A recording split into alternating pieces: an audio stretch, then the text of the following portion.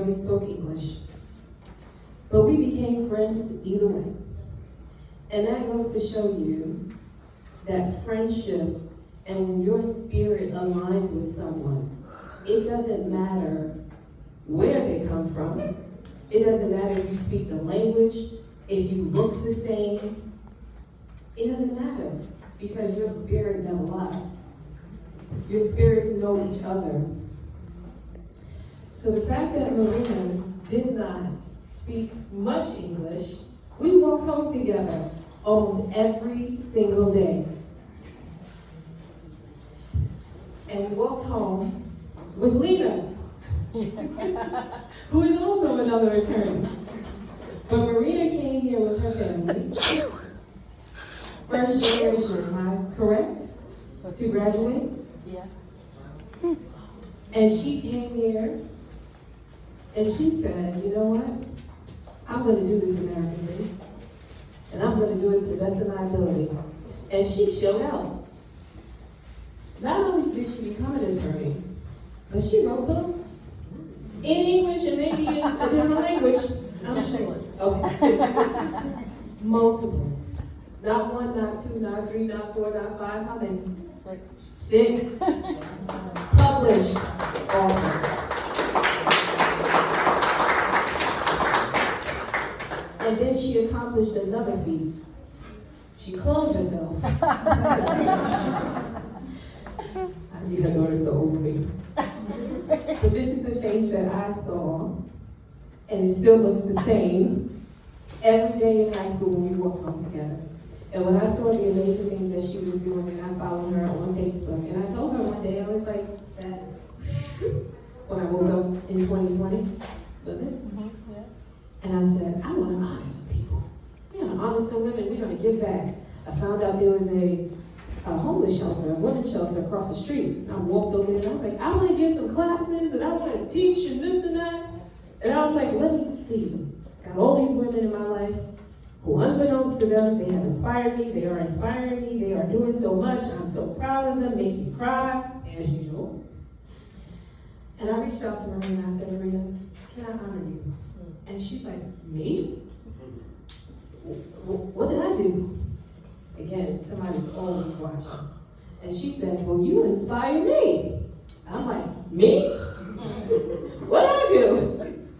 So, it is with great honor that I present to you and say thank you, because you have paved the way for not just your daughter, but for other little girls and little boys who come here, don't know anyone, don't speak the language, and it's scary. And you are an example of what can be done as well. So you two women, I love you both. Thank you. Please.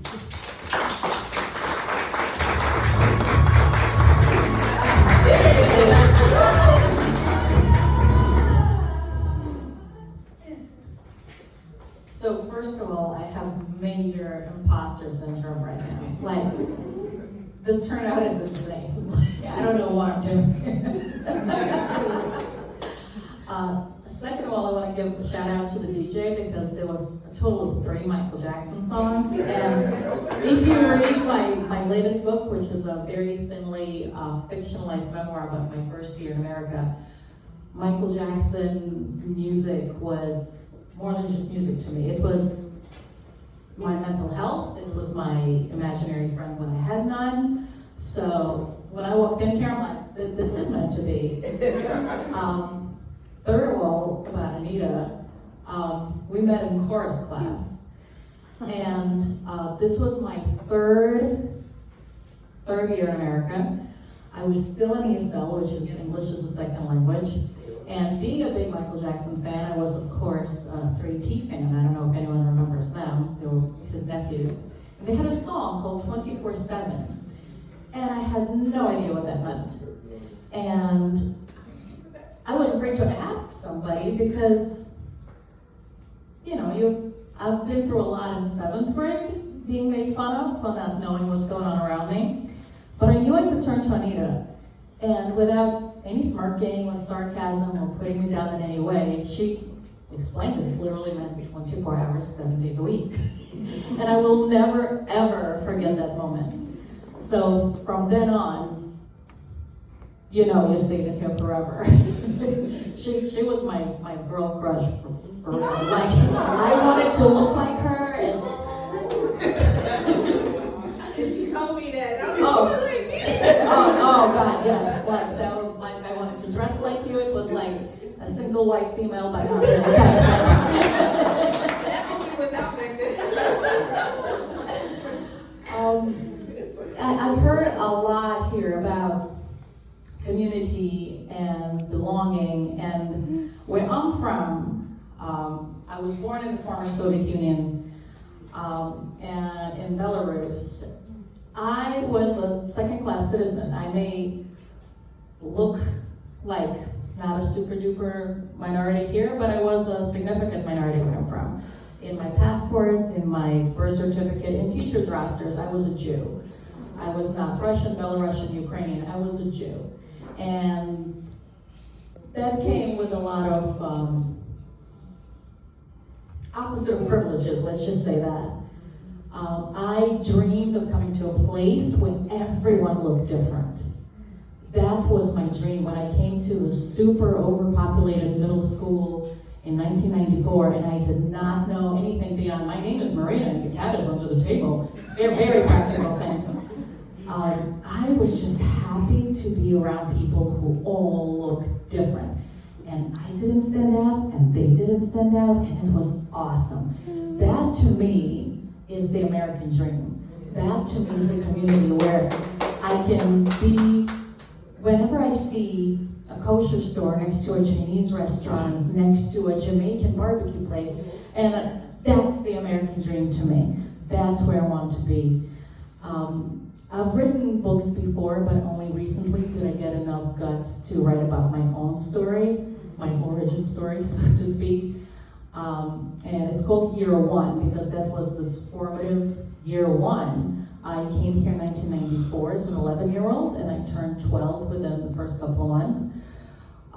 If any of you all remember middle school, you know, it's known for being a super duper accepting place, right? Like, it's the best place to be.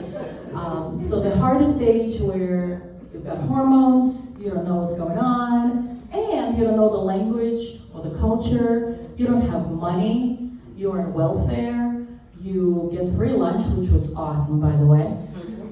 Chocolate milk with everything. Everything. I chased everything with chocolate milk. And food stamps were much harder stigma-wise back then because it was not a card. They were paper. Yeah. But we were so thankful though, because you know what? You went to a store and you had foods you've never seen before, and you had colors you've never seen before. And there was so much joy in that first year, but there was also so much heartbreak because I knew not what was happening around me. And your own people, so to speak, are usually the hardest on you. So the fellow Russian Jewish immigrants who already had time to adapt, they didn't want my cooties. Nope. Yeah, I just got over my own crap. I don't need yours. So my first friends were, in fact, fellow immigrants from other countries who did not know English either. My first friend spoke French, and she was black, and her name was Marie, and we told everyone we were sisters. We both liked Michael Jackson, and we both were in ESL, and that was the extent of what we could kind of communicate about. But like you said, it didn't matter. And that's the American dream to me. That's community. Community to me is this blending. And that's why I wanted to share my story with not just fellow immigrants, but I feel like a lot of people can take away from it, be it young adult or adult, from perspective of parents, from perspective of young adults, what we go through in a sphere where we are put through so much adversity, and you have no choice but to swim. My parents put consciously and subconsciously a lot of pressure on me because they gave up everything for me to come here. So it was expected fairly early that I would be a lawyer. Once I learned how to speak English, I was really good at school apparently. And I did become a lawyer. But my heart was always in storytelling. So I'm always listening, I'm always learning, and I want to craft and share stories. And I am so thankful for Facebook, because without Facebook we would have never reconnected, and that we were able to continue hearing each other's stories and learn from each other. I am so in awe of you because you put your money where your mouth is. A lot of people talk, but you do. And the doing is so much harder than the talking. So I thank you for throwing this incredible event. Again, I am in awe of all of you. I don't belong here, but I am so thankful to be accepted. And thank you so much. And you still look gorgeous, and I still want to look like you.